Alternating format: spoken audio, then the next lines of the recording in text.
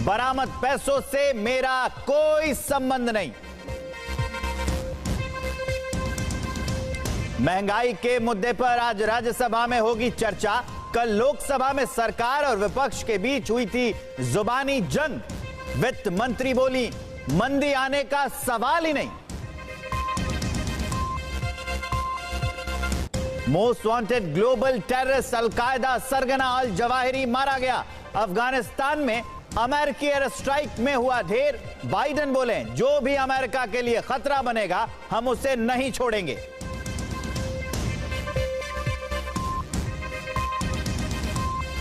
और पाकिस्तान में इमरान खान को लगा बड़ा झटका।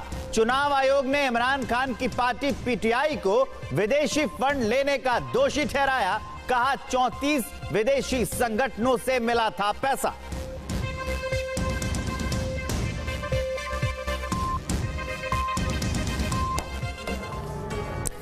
नमस्कार, भारतवर्ष का नंबर 1 बुलेटिन आप देख रहे हैं। शुरुआत बड़ी खबर के साथ कर रहे हैं। नेशनल हेराल्ड केस में ईडी का बड़ा एक्शन। सोनिया राहुल से पूछताछ के बाद छापेमारी की जा रही है और खास बात यह है कि देश में 10 जगहों पर ईडी एक साथ छापे मार रही है। दिल्ली, लखनऊ, कोलकाता समेत 10 जगहों पर प्रवर्तन निदेशालय इस वक्त रेड मार रहा है। दिल्ली में नेशनल हेराल्ड के दफ्तर में भी ईडी की एक टीम पहुंची है और यहां भी छानबीन की जा रही है।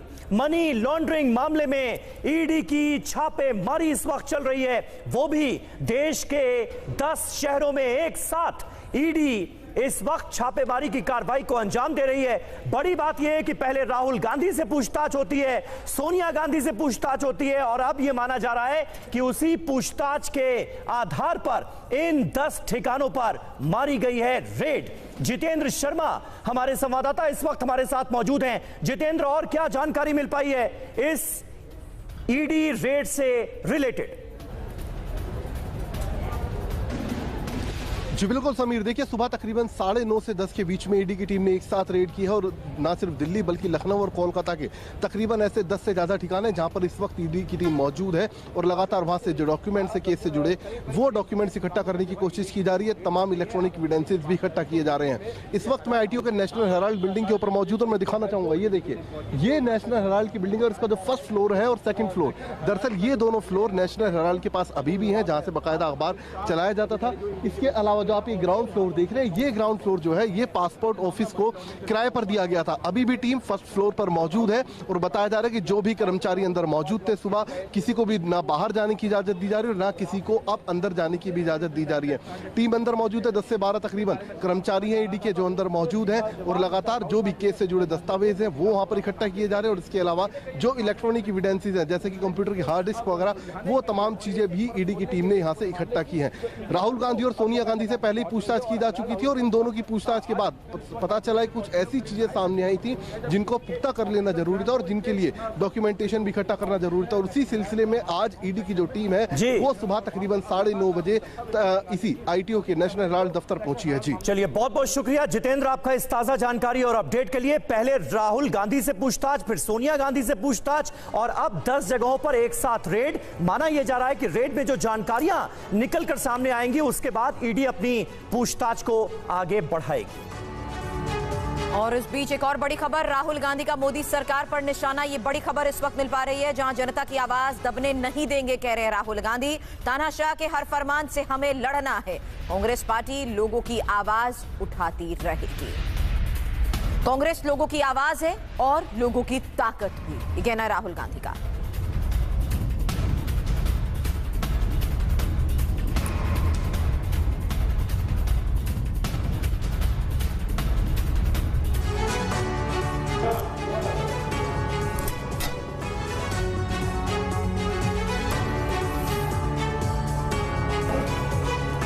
चीन की धमकियों के बीच अमेरिकी स्पीकर नैन्सी पेलोसी का ताइवान दौरा। आज रात पहुंचेंगी ताइपे एयरपोर्ट। कल हो सकती है राष्ट्रपति से मुलाकात।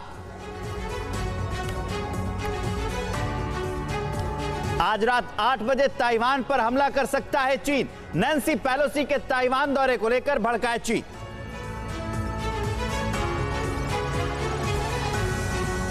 चीन के विदेश मंत्रालय की धमकी, कहा नैन्सी पेलोसी ताइवान जाकर देखें, हम हाथ पर हाथ धरे नहीं बैठेंगे।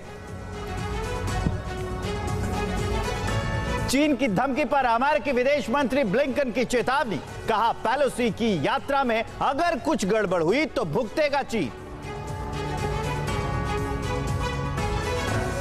व्हाइट हाउस का बयान, ताइवान को हमारा समर्थन जारी, चीन के साथ ही बातचीत का रास्ता खुला रखना चाहते हैं।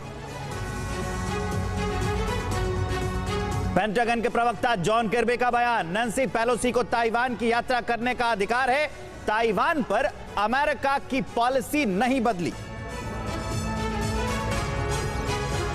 पेलोसी के दौरे पर चीन की धमकी को लेकर ताइवान अलर्ट, किसी भी हालात से निपटने के लिए सेना तैयार, जवानों की छुट्टी रद्द की गई।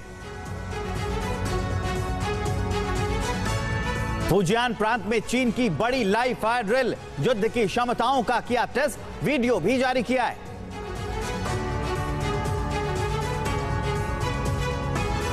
फिलीपींस नेवी के टॉप कमांडर का बयान, हमारी नेवी अब चीन की हरकतों का जवाब देने के लिए है तैयार। अलकायदा का सरगना अल जवाहिरी ढेर अमेरिका ने ड्रोन स्ट्राइक कर मार गिराया, अफगानिस्तान के काबुल में एक घर में छिपा था। अल जवाहिरी पर बलूचिस्तान के शम्सी एयरबेस से हुई ड्रोन स्ट्राइक, 2011 तक CIA करती थी इस बेस का इस्तेमाल, 2021 में इसे फिर रीएक्टिवेट किया गया। जवाहिरी को घर की बालकनी पर आने की आदत थी, बालकनी में दिखते ही अमेरिका ने ड्रोन से हमला करके मार दिया। ड्रोन स्ट्राइक के वक्त पत्नी और बच्चों के साथ था जवाहिरी, तालिबान ने पत्नी और बच्चों को सेफ लोकेशन पर पहुंचाया। अमेरिकी खुफिया एजेंसी के अधिकारी का बड़ा खुलासा, कहा ड्रोन स्ट्राइक के वक्त काबुल में हक्कानी गुट के चीफ सिराजुद्दीन हक्कानी के घर छिपा था al Zawahiri. Operation al Zawahiri में सिराजुद्दीन हक्कानी का बेटा मारा गया, अमेरिकी हमले में हक्कानी के दामाद की मौत हो गई थी। तालिबानी लड़ाकों की सिक्योरिटी में रहता था अल जवाहिरी, अमेरिका के ऑपरेशन में 12 तालिबानी भी मारे गए। ऑपरेशन अल जवाहिरी में 3 से 4 महिलाएं भी थी शामिल, महिला ब्रिगेड को रेकी का काम सौंपा गया था। काबुल में अमेरिकी ड्रोन स्ट्राइक से हड़कंप, जिस घर में अल जवाहिरी को ढेर किया गया उसे अब ढक दिया गया है। ड्रोन स्ट्राइक पर तालिबान का ऑडियो टेप सामने आया, ऑडियो टेप के जरिए तालिबान ने ड्रोन स्ट्राइक की पुष्टि की। अमेरिका के ऑपरेशन अल जवाहिरी पर बड़ा खुलासा, 6 महीने पहले शुरू हुई थी प्लानिंग, बाइडेन के ऑर्डर के बाद अल जवाहिरी को ढेर किया गया। अल जवाहिरी को ढेर करने के बाद बोले अमेरिकी राष्ट्रपति जो बाइडेन, हमारा मिशन सफल, 9/11 हमले में मारे गए लोगों के परिवारों को मिला न्याय। अमेरिका ने अल जवाहिरी पर $25 मिलियन का रखा था इनाम। 11 सितंबर 2001 में अमेरिका में हुए हवाई हमले का मास्टरमाइंड था अल जवाहिरी। सैफ अल अदल हो सकता है अगला अलकायदा चीफ, अमेरिका की हिट लिस्ट में है सैफ अल अदल का नाम, 10 लाख का इनाम रखा गया। इमरान खान को बड़ा झटका, चुनाव आयोग ने पीटीआई को प्रतिबंधित विदेशी फंड लेने का दोषी पाया, 34 विदेशी संगठनों से मिले थे पैसे। और ऑस्ट्रेलिया में होने वाले pitch black air war drill में हिस्सा लेगी भारतीय वायुसेना, युद्धाभ्यास में सुखोई 30 MKI और कार्गो विमान होंगे शामिल।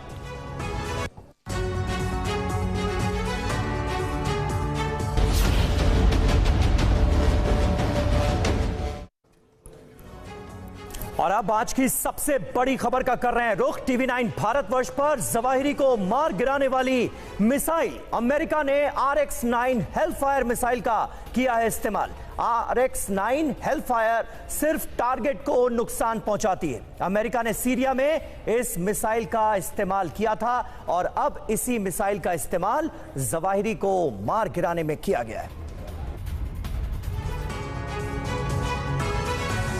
न धमाका हुआ न विध्वंस। अमेरिकी ड्रोन अटैक में अल जवाहिरी का द एंड इतनी खामोशी के साथ हुआ कि आसपास के इलाकों में रहने वालों को भी खबर नहीं हुई। मीडिया रिपोर्ट्स में दावा किया गया है कि इस ड्रोन अटैक में अमेरिका ने निंजा मिसाइल के नाम से मशहूर अपनी खतरनाक हेलफायर R9X हथियार का इस्तेमाल किया।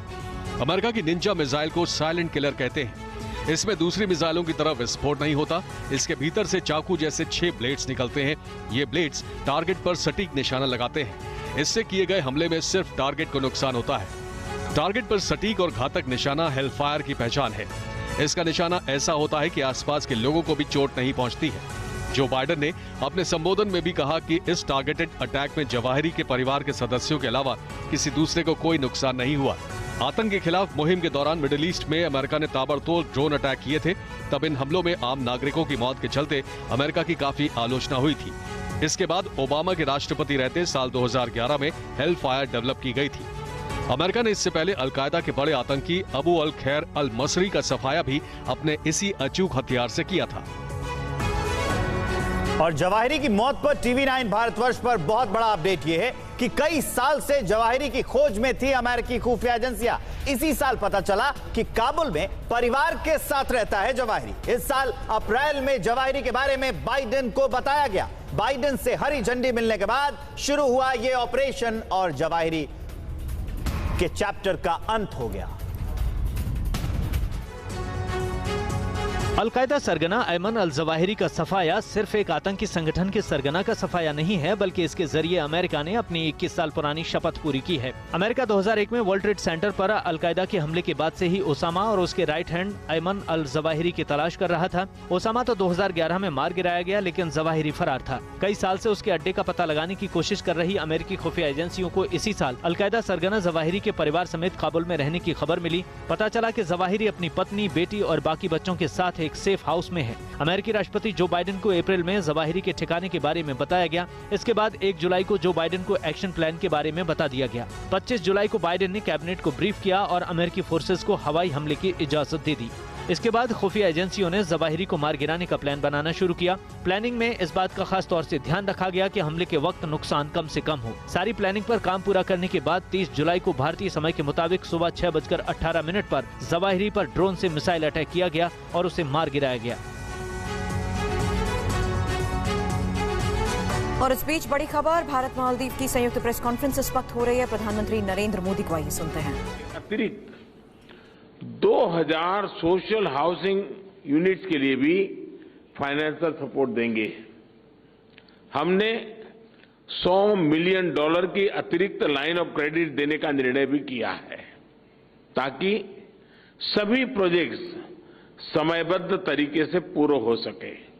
फ्रेंड्स, इंडियन ओशन में ट्रांसनेशनल अपराध, आतंकवाद तथा ड्रग्स तस्करी का खतरा गंभीर है और इसलिए रक्षा और सुरक्षा के क्षेत्र में भारत और मालदीव के बीच करीबी संपर्क और समन्वय पूरे क्षेत्र की शांति और स्थिरता के लिए महत्वपूर्ण है। इन सभी साझा चुनौतियों के खिलाफ हमने अपना सहयोग बढ़ाया है। इसमें मालदीव के सुरक्षा अधिकारियों के लिए कैपेसिटी बिल्डिंग और ट्रेनिंग सहयोग भी शामिल है। मुझे ये घोषणा करते हुए खुशी है कि भारत मालदीव सुरक्षा बल के लिए 24 वाहन और एक नेवल बोट प्रदान करेगा। हम मालदीव के 61 आइलैंड्स में पुलिस सुविधाओं के निर्माण में भी सहयोग करेंगे। फ्रेंड्स, मालदीव सरकार ने 2030 तक कार्बन एमिशन को नेट जीरो करने का लक्ष्य रखा है। मैं इस कमिटमेंट के लिए राष्ट्रपति सोली को बधाई देता हूं और यह आश्वासन भी देता हूं कि इस लक्ष्य की प्राप्ति के लिए भारत मालदीव को हर संभव सहयोग देगा। भारत ने अंतर्राष्ट्रीय स्तर पर वन वर्ल्ड, वन सन, वन ग्रिड इसकी पहल उठाई है और इसके तहत हम मालदीव के साथ प्रभावी कदम ले सकते हैं। फ्रेंड्स, आज भारत मालदीव पार्टनरशिप न सिर्फ दोनों देशों के नागरिकों के हित में काम कर रही है, बल्कि क्षेत्र के लिए भी शांति, स्थिरता और समृद्धि का स्रोत बन रही है। और अगली अहम खबर यह कि काबुल के शेरपुर में एक घर में अयमान अल जवाहिरी छिपा हुआ था। अमेरिका ने ड्रोन स्ट्राइक में जवाहिरी को मार गिराया। यूएस ने हमले के लिए ड्रोन का इस्तेमाल किया। ड्रोन के जरिए 2 मिसाइलें दागी गईं। जिस वक्त हमला हुआ, जवाहिरी बालकनी में चहलकदमी कर रहा था।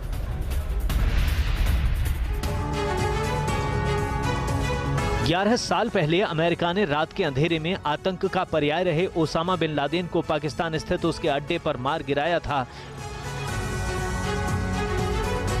ठीक वैसे ही अमेरिकी खुफिया एजेंसी ने 31 जुलाई की रात को अल-कायदा के सरगना अल जवाहिरी को ढेर कर दिया। एक रिपोर्ट के मुताबिक अल-कायदा का चीफ अल जवाहिरी अपने परिवार से मिलने के लिए काबुल पहुंचा था। यहां शेरपुर में जवाहिरी एक छोटे से घर में छिपा हुआ था। इसकी सूचना अमेरिकी खुफिया एजेंसी CIA को लगी। 31 जुलाई सुबह 6:18 पर कार्रवाई शुरू की गई। हमले के लिए ड्रोन का इस्तेमाल किया गया। जिस वक्त हमला हुआ, जवाहिरी बालकनी में था। ड्रोन के जरिए 2 मिसाइलें दागी गईं। ड्रोन स्ट्राइक के वक्त वहां कोई भी अमेरिकी सैन्यकर्मी मौजूद नहीं था।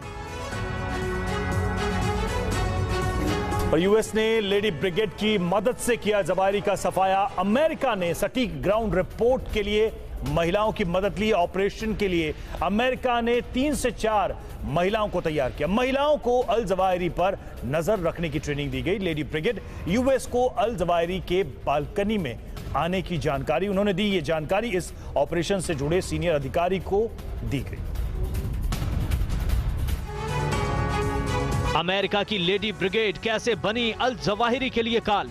क्या अमेरिकी महिलाओं ने जवाहिरी के लिए बुना मौत का जाल? अमेरिकी लेडी ब्रिगेड के जाल में कैसे फंस गया जवाहिरी? जवाहिरी के खात्मे में महिलाओं ने बड़ी भूमिका निभाई।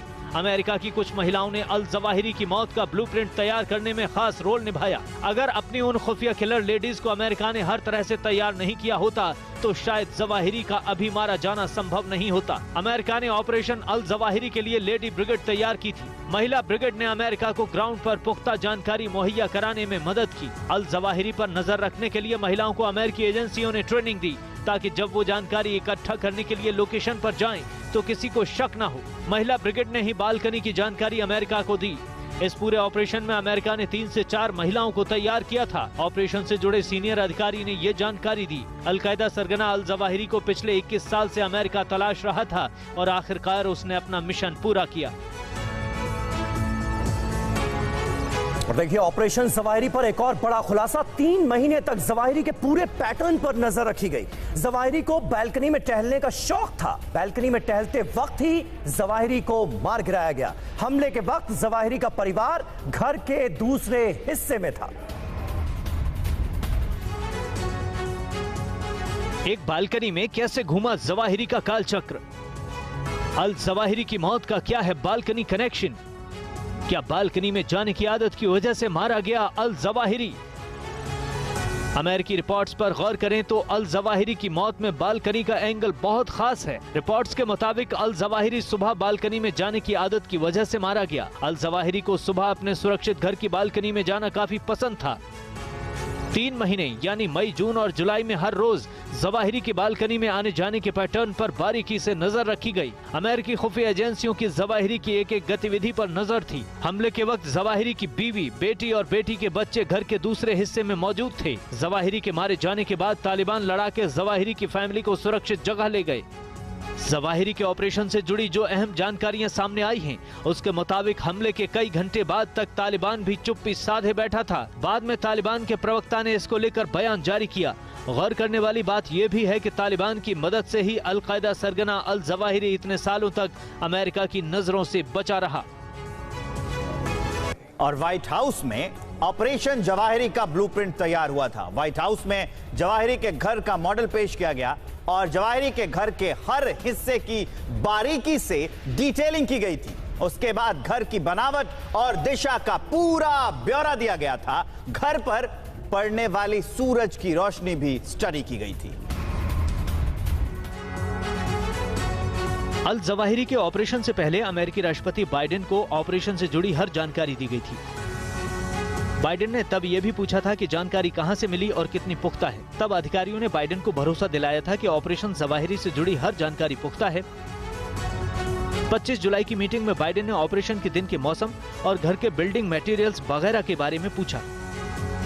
तब बाइडेन को जवाहिरी के ठिकाने से जुड़ी एक एक पुख्ता जानकारी दी गई थी। व्हाइट हाउस में ही ऑपरेशन जवाहिरी का ब्लूप्रिंट तैयार हुआ। जवाहिरी के खिलाफ ऑपरेशन से पहले व्हाइट हाउस की मीटिंग में जवाहिरी के घर का एक मॉडल लाया गया ताकि ये जाना जा सके कि वो कैसा बना है और किस डायरेक्शन में है। जवाहिरी के घर के हर हिस्से की बारीकी से डिटेलिंग की गई। घर की बनावट और दिशा का पूरा ब्यौरा दिया गया। यहाँ तक कि इस बात का ध्यान रखा गया कि किस वक्त सूरज की रोशनी घर के किस हिस्से में और कितनी पहुँचती है। घर पर पड़ने वाली सूरज की रोशनी की विस्तार से स्टडी की गई। सभी बातों का गहराई से अध्ययन करने के बाद ऑपरेशन को अंजाम दिया गया। और ऑपरेशन अल जवाहिरी को लेकर एक और बड़ी खबर यह है कि ड्रोन स्ट्राइक में सिराजुद्दीन हक्कानी का बेटा भी मारा गया है। अमेरिकी हमले में हक्कानी का दामाद मारा गया है। ये बड़ी खबर हम आपको बता रहे हैं।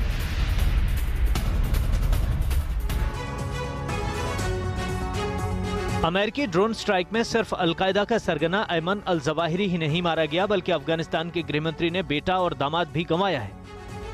अफगानिस्तान की स्थानीय मीडिया में इसी तरह के दावे किए जा रहे हैं। अफगानिस्तान की मीडिया रिपोर्ट्स के मुताबिक अमेरिकी हमले में तालिबान सरकार के गृहमंत्री सिराजुद्दीन हक्कानी का बेटा और दामाद मारे जा चुके हैं। हालांकि अफगानिस्तान पर हुकूमत कर रही तालिबान सरकार ने न इस खबर को नकारा है न पुष्टि की है, यानी इसके बारे में कोई आधिकारिक जानकारी नहीं दी जा रही। अमेरिका के ड्रोन हमले में जिस घर में अल जवाहिरी मारा गया वो सिराजुद्दीन हक्कानी के करीबी का है। बताया जा रहा है कि हमले के वक्त सिराजुद्दीन हक्कानी का बेटा और दामाद भी वहां मौजूद थे। अमेरिका ने सिराजुद्दीन हक्कानी के बेटे और दामाद को जानबूझकर निशाना बनाया या दोनों गलती से मारे गए, अभी कुछ कहना मुश्किल है। सिराजुद्दीन हक्कानी पाकिस्तान की खुफिया एजेंसी ISI का प्यादा है और आतंकी संगठन हक्कानी नेटवर्क का सरगना। हक्कानी नेटवर्क तालिबान का ही हिस्सा है। अफगानिस्तान में जब तालिबान ने सत्ता हथियाई तो इनाम के तौर पर सिराजुद्दीन हक्कानी को गृह मंत्री बनाया गया था। अल जवाहिरी पर एक और बहुत बड़ा खुलासा। तालिबान नेता के घर में पनाह लिए हुए था अल जवाहिरी। सिराजुद्दीन हक्कानी के घर में मौजूद था अल जवाहिरी। ऑपरेशन के वक्त सिराजुद्दीन हक्कानी के घर में वो मौजूद था। सिराजुद्दीन हक्कानी के परिवार के लोग भी इसीलिए इस ऑपरेशन के दौरान मारे गए हैं। सिराजुद्दीन हक्कानी के घर में तालिबान के शासन में आने के बाद यहां आकर अयमान अल जवाहिरी रह रहा था। अलकायदा सरगना अल जवाहिरी की मौत पर बड़ा खुलासा हुआ है। काबुल के शिपुर इलाके में जहां अल जवाहिरी मारा गया वो तालिबानी नेता का घर है। बताया जाता है कि आतंकी अल जवाहिरी यहां तालिबानी नेता के घर में रह रहा था। जिस घर में अलकायदा के नेता जवाहिरी मारा गया है उसका मालिक सिराजुद्दीन हक्कानी के दफ्तर का डायरेक्टर मावली हमजा है। हमजा को सिराजुद्दीन हक्कानी का दाहिना हाथ माना जाता है। ये भी बताया जाता है कि इस अमेरिकी ड्रोन हमले में अलकायदा से जुड़े 12 अरबी और तालिबान के कई आला अधिकारी भी मारे गए। कहा जा रहा है कि जिस समय अमेरिका ने ड्रोन से हमला किया उस समय जवाहिरी बालकनी में खड़ा था। अमेरिका की माने तो ऑपरेशन के वक्त जवाहिरी अपनी पत्नी और बच्चों के साथ मावली हमजा के घर पर मौजूद था। हालांकि अमेरिका ने यह भी दावा किया कि हमले के बाद तालिबान ने अल जवाहिरी की पत्नी और बच्चों को सेफ लोकेशन पर पहुंचा दिया। इतना ही नहीं, स्ट्राइक के बाद तालिबान ने निशान मिटाने की भी कोशिश की। बता दें कि राष्ट्रपति बाइडेन ने पिछले हफ्ते ही जवाहिरी के खिलाफ ऑपरेशन को मंजूरी दी और इसे रविवार को अंजाम दिया गया। हालांकि यूएस ने तालिबान को स्ट्राइक की जानकारी नहीं दी थी। और अल जवाहिरी के खात्मे से वर्ल्ड एक्सक्लूसिव खबर। अल जवाहिरी के मारे जाने के पीछे पाकिस्तान का लिंक है। शनिवार को बाजवा ने यूएस कमांडर माइकल एरिक से बात की।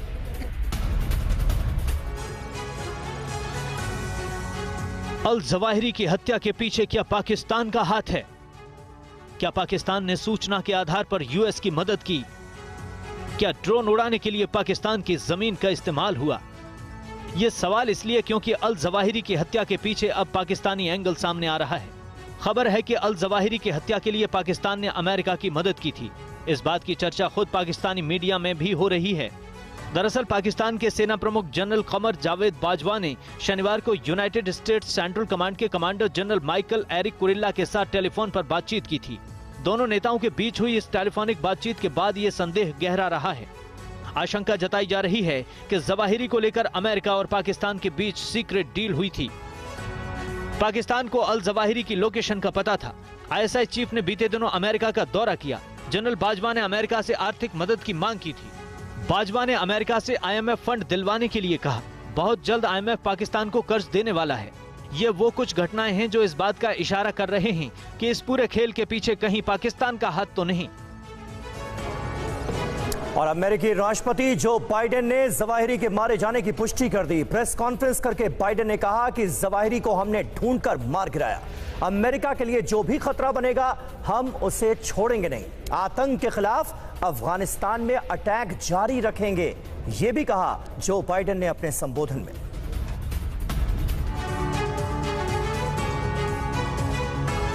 अमेरिकी राष्ट्रपति जो बाइडेन ने अल जवाहिरी के मारे जाने की पुष्टि की। राष्ट्र के नाम संबोधन में बाइडेन ने कहा कि आतंकी अल जवाहिरी ढेर कर दिया गया है। इतना ही नहीं, जो बाइडेन ने यह भी कहा कि जो भी अमेरिका और यहाँ के लोगों के लिए खतरा बनेगा उसे छोड़ेंगे नहीं। On Saturday, at my direction, the United States successfully concluded an airstrike in Kabul, Afghanistan that killed the emir of Al-Qaeda, Ayman al-Zawahiri. You know, Zawahiri was bin Laden's leader. He was with him the whole time. He was his number 2 man, his deputy at the time the terrorists attacked 9/11. He was deeply involved in the planning of 9/11.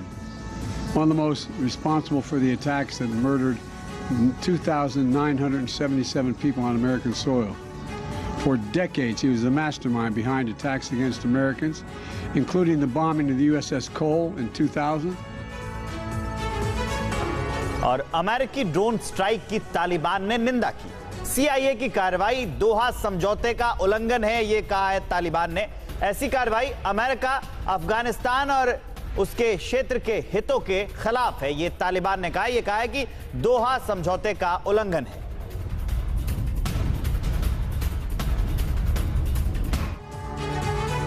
Kabul में अमेरिकी drone strike की अफगानिस्तान की तालिबान सरकार ने कड़ी निंदा की है। तालिबान सरकार के प्रवक्ता जबीउल्लाह मुजाहिद ने अमेरिकी ऑपरेशन को अंतर्राष्ट्रीय मानकों और दोहा समझौते का उल्लंघन करार दिया।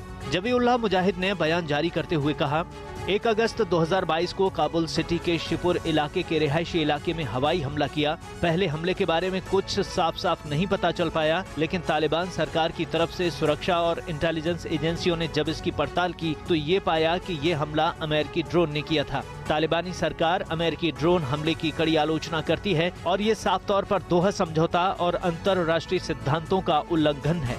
जबीउल्लाह मुजाहिद ने आगे कहा, ऐसी कार्रवाई अमेरिका, अफगानिस्तान और क्षेत्र के हितों के खिलाफ है और ये पिछले 20 सालों के विफल अनुभव की पुनरावृत्ति है। इस तरह की कार्रवाई के दोहराव से मौजूदा अफसरों को नुकसान पहुंचेगा। वहीं सऊदी अरब, भारत और अमेरिका ने आतंक के खिलाफ इस कार्रवाई का स्वागत किया है। पूर्व अमेरिकी राष्ट्रपति बराक ओबामा ने कहा कि 20 साल बाद आखिरकार न्याय मिला।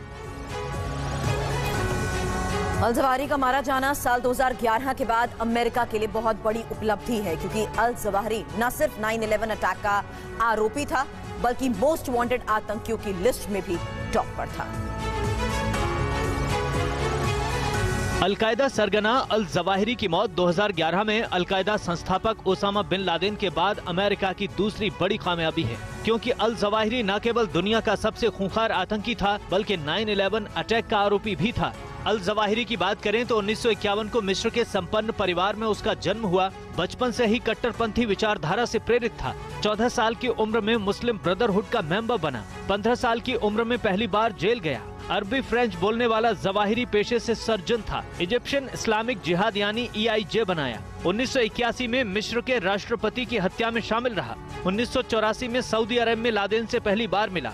1985 में लादेन के साथ पाकिस्तान के पेशावर में रहा। 1998 और 99 में EIJ का अलकायदा में विलय किया। लादेन के साथ मिलकर दुनिया दहलाने की साजिशें रची। अमेरिका में हुए 9/11 हमले का मास्टरमाइंड था। लादेन के जिंदा रहते हुए अलकायदा का प्रवक्ता रहा। लादेन की मौत के बाद अलकायदा का चीफ बना। बता दें कि 9/11 को 19 आतंकियों ने 4 कमर्शियल प्लेन हाईजैक कर अमेरिका के वर्ल्ड ट्रेड सेंटर पर टकरा दिए थे। अमेरिका ने अल जवाहिरी पर $2.5 करोड़ का इनाम घोषित किया था। और अलकायदा चीफ अल जवाहिरी का सफाया हो गया। अमेरिकी राष्ट्रपति बाइडेन के लिए ये फायदेमंद साबित हो सकता है। ये बात अल जवाहिरी के खात्मे की टाइमिंग से समझी जा सकती है। इस रिपोर्ट में आप और ज्यादा जान पाएंगे। अल जवाहिरी के सफाये से यूं तो दुनिया का हर अमन पसंद मुल्क खुश है, लेकिन बाइडेन के लिए ये खास तौर से राहत वाली खबर है। दरअसल अमेरिका के गुनहगार को उसके अंजाम तक पहुंचाकर बाइडेन ने एक तीर से 2 निशाने साध लिए हैं। ऐसा हम क्यों कह रहे हैं, ये बात अल जवाहिरी के सफाई की टाइमिंग से समझी जा सकती है। हाल के दिनों में जो बाइडेन की रेटिंग सबसे निचले स्तर पर आ गई है। इकॉनमी सबसे निचले स्तर पर है। लगातार दूसरी तिमाही में नेगेटिव ग्रोथ दर्ज की गई है। अमेरिका में महंगाई भी सारी सीमाएं तोड़ रही है। यूक्रेन, साउथ कोरिया, ईरान नीति के चलते भी बाइडेन आलोचनाओं में घिरे हैं। 11 राज्यों में नवंबर में होने वाले मिड टर्म इलेक्शन में ट्रंप की पार्टी को बढ़त दिखाई दे रही है। ये इस बात का इशारा है कि अमेरिका की जनता बाइडेन से ज्यादा खुश नहीं है। जाहिर है सियासत के लिहाज से ये वक्त बाइडेन के लिए अच्छा नहीं है, लेकिन ऐसी मुश्किल घड़ी में अमेरिका के सबसे बड़े दुश्मनों में शामिल अलकायदा के सरगना अयमन अल जवाहिरी को मौत के घाट उतारकर बाइडेन प्रशासन ने अपनी ताकत दिखा दी है। माना जा रहा है कि इस कदम से बाइडेन को अपनी छवि सुधारने में काफी मदद मिलेगी और इसका असर चुनाव पर दिखाई देगा। और सैफ अल अदल हो सकता है अगला अलकायदा चीफ। अमेरिका की हिट लिस्ट में एक है सैफ अल अदल नाम का आतंकी, और अदल पर अमेरिका ने रखा है $10 मिलियन का इनाम। अल जवाहिरी के मारे जाने के बाद अब उसके वारिस की रेस तेज हो गई है। अलकायदा के अगले चीफ को लेकर जो सबसे बड़ा नाम सामने आया है वो है सैफ अल अदल। सैफ अल अदल अलकायदा का अगला चीफ हो सकता है। सैफ अल अदल मूल तौर पर मिस्र से है। स्वॉर्ड ऑफ जस्टिस के नाम से उसकी पहचान है। सैफ अल अदल अलकायदा के मिलिट्री कमेटी का खास मेंबर है। वो आतंकियों को मिलिट्री इंटेलिजेंस की ट्रेनिंग देता है। वो मिस्र के राष्ट्रपति अल सदात की हत्या में भी शामिल था। साल 1988 में मिस्र के राष्ट्रपति की हत्या की साजिश के चलते देश से निकाला गया। फिर अफगान से सोवियत सेना को बाहर करने में लगे आतंकियों से हाथ मिलाया। उसके बाद वो लेबनान पहुंचा। मुस्तफा हामिद की बेटी के साथ निकाह किया। सैफ अल अदल 90 के दशक में ओसामा के संपर्क में आया और अलकायदा में जगह बनाई।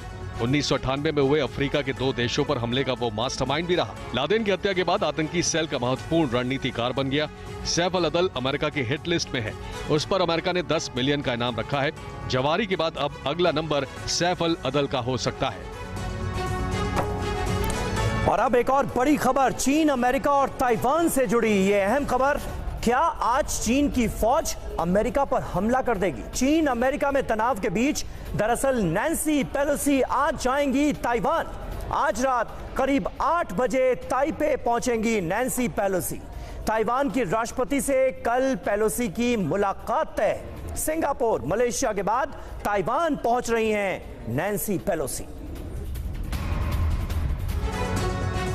अमेरिकी हाउस ऑफ रिप्रेजेंटेटिव की अध्यक्ष नैन्सी पेलोसी आज रात 8 बजे ताइवान पहुंचेंगी, तो उनकी विजिट पर पूरी दुनिया की नजर होगी। चीन के बार बार धमकाने के बावजूद नैन्सी का ताइवान जाना अमेरिका और चीन के रिश्तों में कड़वाहट घोलने का काम कर सकता है। खबर है कि नैन्सी यहां ताइवान की सरकार के अधिकारियों के साथ बैठक करेंगी। सूत्र बता रहे हैं कि इस बैठक में कुछ और लोग शामिल होंगे।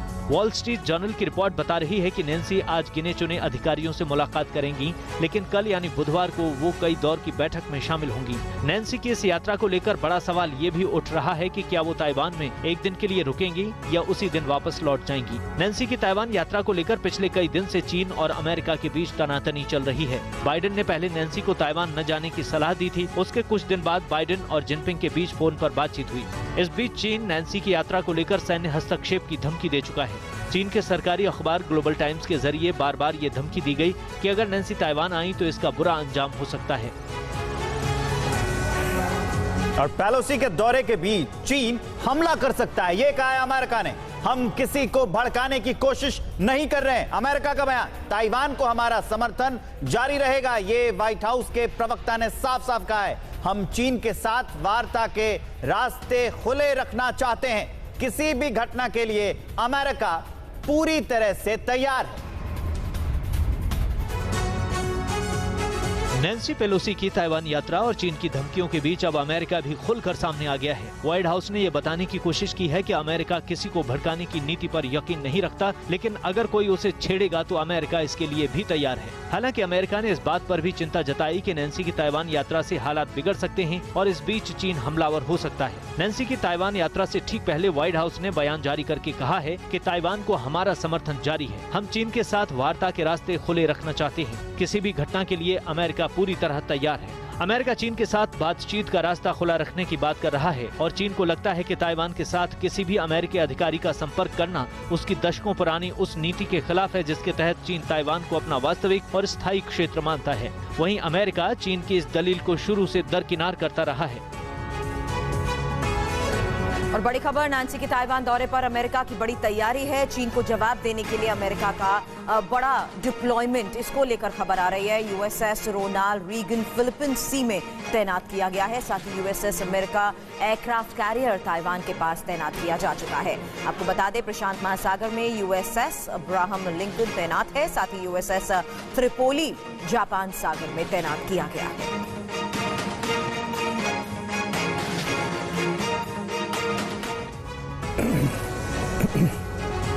पेलोसी की यात्रा पर अमेरिका ने चीन को वार्निंग दी है। तनाव बढ़ाने की कोशिश की तो अंजाम भुगतेगा चीन। अमेरिकी विदेश मंत्री ब्लिंकन की चीन को सीधी चेतावनी, किसी टकराव में जाने की न सोचे चीन। ब्लिंकन ने कहा, पहले भी अमेरिकी सांसदों ने किया है ताइवान का दौरा। ब्लिंकन ने कहा,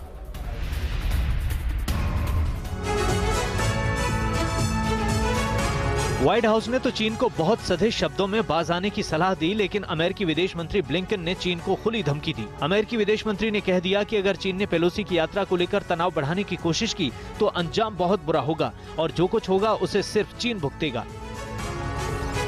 ब्लिंकन ने कहा कि पेलोसी की ताइवान यात्रा से स्थिति खराब होगी या तनाव कम होगा, ये बीजिंग को तय करना है। ऐसा नहीं है कि इससे पहले कोई अमेरिकी अधिकारी ताइवान नहीं गया। दरअसल पेलोसी से पहले 1997 में प्रतिनिधि सभा के तत्कालीन अध्यक्ष न्यूट गिंगरिच ताइवान की यात्रा कर चुके हैं, लेकिन आग बबूला चीन को अमेरिकी विदेश मंत्री ब्लिंकन की यह धमकी कितना डराएगी ये कहना मुश्किल है, क्योंकि पिछले कुछ दिनों से चीन अमेरिका को आग से न खेलने की सलाह दे रहा है। खबर तो ये भी है कि शी जिनपिंग ने भी बाइडेन से बातचीत में आग से न खेलने की धमकी दी थी। वाद विवाद के इस दौर के बीच पेंटागन के प्रवक्ता जॉन किर्बी भी कह चुके हैं कि पेलोसी चाहेंगी तो ताइवान की यात्रा जरूर करेंगी। और ताइवान ने नैन्सी पेलोसी की सुरक्षा बढ़ाई, फाइटर जेट मिराज करेंगे पेलोसी को स्कॉट, और स्कॉट करने के लिए 8 मिराज 2000 जेट तैयार हैं। ताइवान के हवाई क्षेत्र में बड़ी तैयारी है और ये वो खबर है जिसको लेकर अमेरिका को लगातार चीन चेतावनी देता रहा। और आपको याद होगा कि विदेश मंत्रालय की तरफ से यह साफ चेतावनी दी गई थी कि पेलोसी के प्लेन को अगर स्कॉट किया गया, फाइटर जेट से स्कॉट किया गया, तो उसको भी हम मार गिराएंगे। और देखिए, अब बड़ी खबर हम आपको दिखा रहे हैं, ताइवान में नैन्सी पेलोसी की सुरक्षा बढ़ा दी गई है। फाइटर जेट्स मिराज करेंगे पेलोसी को स्कॉट, यानी कि चीन की जो धमकियां थी उसके ठीक उलट, ठीक विपरीत 8 मिराज 2000 जेट तैयार किए गए हैं और ये स्कॉट करेंगे पेलोसी को। यानी अमेरिका की तरफ से ताइवान में भी पूरी तैयारी है और ताइवान की तरफ से भी नैन्सी पेलोसी के विमान को पूरी सुरक्षा दी जाएगी। एयरफोर्स की तरफ से उन्हें गार्ड किया जाएगा और स्कॉट किया जाएगा। देखना यह है कि चीन ने, ड्रैगन ने अभी तक जो धमकियां दी है कि इन स्कॉट करने वाले फाइटर जेट्स को भी मार गिरा सकता है चीन, क्या वाकई में इन धमकियों में कोई दम है, कोई सच्चाई है, या फिर ये सिर्फ डराने और धमकाने के लिए है जिसका एहसास अमेरिका को है और अमेरिका ने चीन की ये चुनौती स्वीकार कर ली है। बड़ी खबर हम आपको बता रहे हैं, ताइवान में नैन्सी पेलोसी की सुरक्षा बढ़ा दी गई है। फाइटर जेट्स मिराज करेंगे पेलोसी को स्कॉट और इसके लिए 8 मिराज 2000 जेट को तैयार किया गया है। ताइवान के हवाई क्षेत्र से यह बड़ी खबर आ रही है जहां पर नैन्सी पेलोसी की सुरक्षा को जबरदस्त तरीके से बढ़ाया गया है।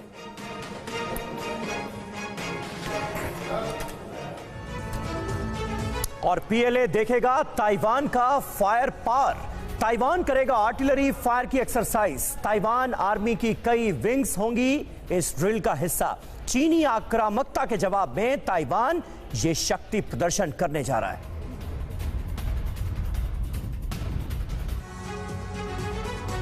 चीन के किसी भी दुस्साहस का जवाब देने के लिए ताइवान अपनी सैन्य ताकत को बढ़ाने और उसे धार देने में जुटा है।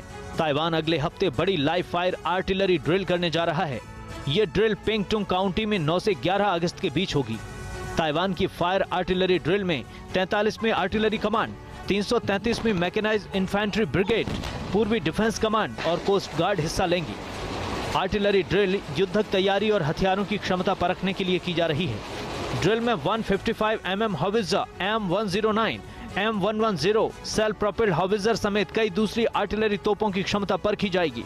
ताइवान आर्मी की आर्टिलरी ड्रिल सालाना हैनकुआंग एक्सरसाइज का हिस्सा है जो पिछले हफ्ते खत्म हुई है। यही नहीं, 5 सितंबर को भी ताइवान एक बार फिर लाइव फायर ड्रिल करेगा। यानी चीन को मुंहतोड़ जवाब देने के लिए ताइवान कोई कसर छोड़ना नहीं चाहता। चीन के साथ ताइवान का तनाव लगातार बढ़ता जा रहा है। ताइवान को चीन अपना हिस्सा मानता है। अमेरिका ने साफ कर दिया है कि अगर चीन ने ताइवान की तरफ नजर टेढ़ी की तो उसकी खैर नहीं। और फुजियान प्रोविंस में चीन की बड़ी लाइव फायर ड्रिल। चीन ने अपनी युद्धक क्षमताओं का टेस्ट किया है। चीन ने जारी किया है उस युद्धाभ्यास का वीडियो भी। ऑर्डर पर जंग के लिए तैयार हैं पीएलए के सैनिक। ये बयान है चीन का। पेलोसी की ताइवान विजिट से जोड़कर ये चीनी ड्रिल देखी जा रही है। अमेरिकी house of speaker Nancy Pelosi की संभावित ताइवान यात्रा के बीच पीएलए यानी पीपल्स लिबरेशन आर्मी ने मॉक नाइट टाइम ड्रिल किया।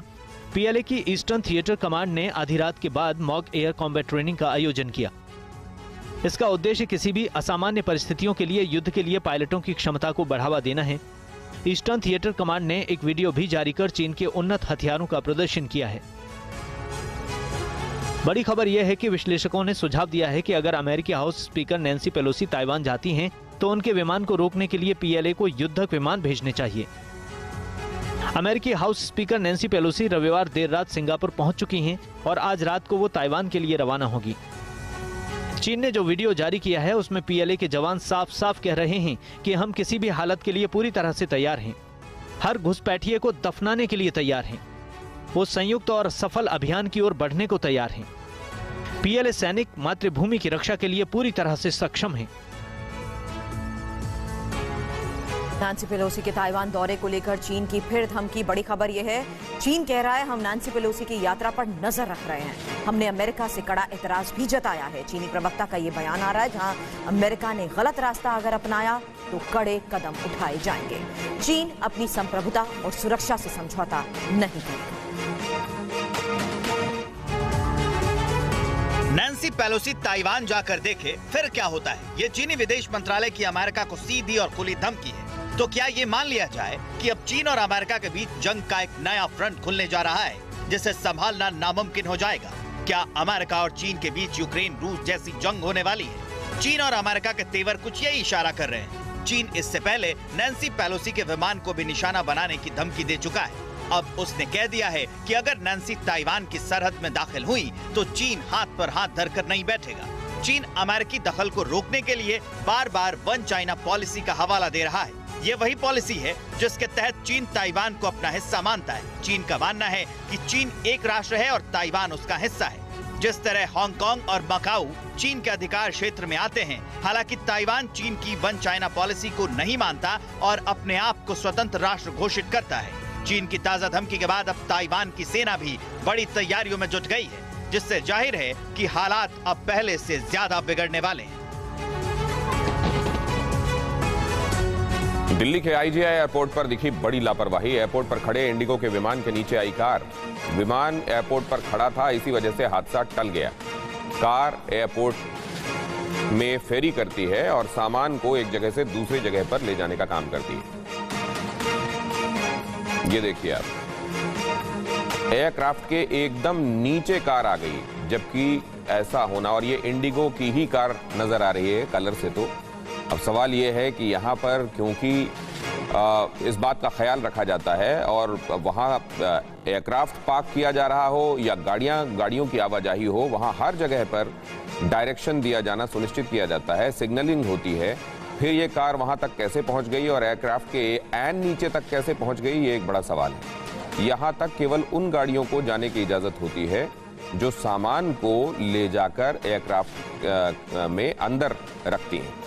ये कार क्योंकि एक पैसेंजर कार दिखाई दे रही है, ये सामान को लेकर गई हुई कार नजर नहीं आ रही है, तो ये ऐसे में इतने करीब एयरक्राफ्ट के कैसे पहुंच गई, ये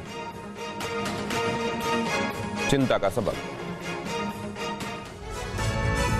यहां एक ब्रेक के लिए रुकेंगे, हाजिर होते हैं।